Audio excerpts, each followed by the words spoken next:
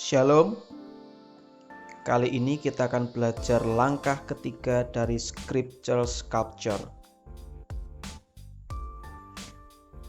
Ada 7 langkah dalam membuat khotbah ekspositori, yaitu pelajari teks, temukan struktur teks, temukan gagasan teks, buat jembatan tujuan, temukan gagasan khotbah, temukan struktur khotbah, dan sampaikan khotbah. Kali ini kita akan fokus pada langkah ketiga, yaitu temukan gagasan teks.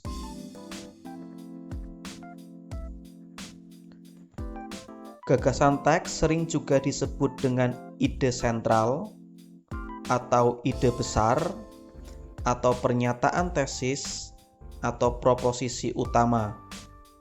Keempat-empatnya adalah sama dengan gagasan teks.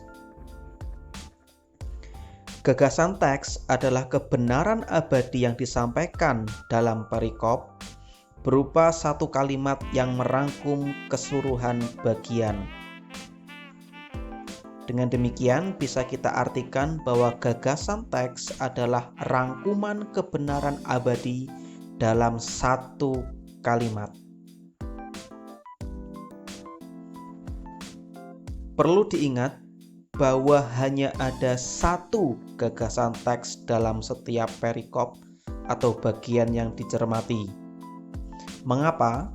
Karena saat Roh Kudus mengilhami penulis kitab, ada pesan tertentu pada konteks kala itu bagi penerima mula-mula. Pesan tersebut merupakan kebenaran yang kekal. Dulu, sekarang, selama-lamanya, takkan berubah, selalu sama. Gagasan teks berfungsi membekali pengetahuan pengkhotbah agar tidak keluar dari maksud teks saat berkhotbah. Khotbah yang sesuai dengan kehendak Roh Kudus adalah khotbah berdasarkan gagasan teks.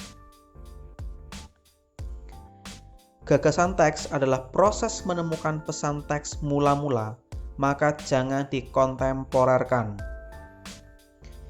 Struktur teks yang ditemukan di langkah kedua dapat membantu merumuskan kalimat gagasan teks.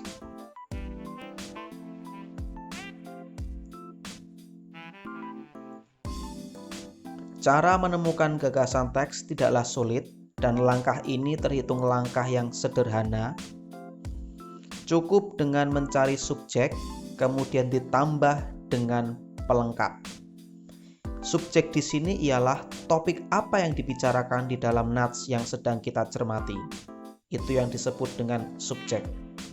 Singkatnya, nats ini berbicara tentang apa. Lalu pelengkap ini terkait dengan apa keterangan tentang topik tersebut. Jadi ini melengkapi topik yang sedang dibicarakan.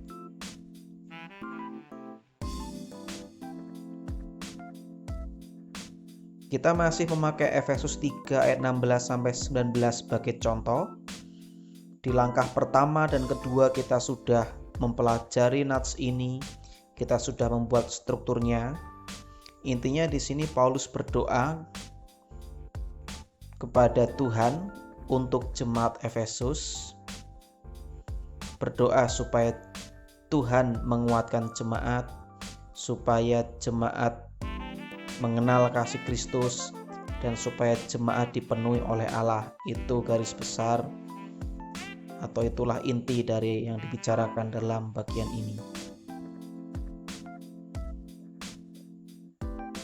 Nah, kita akan menerapkan langkah ketiga pada nats ini. Subjeknya atau topik yang dibicarakan ialah Paulus berdoa.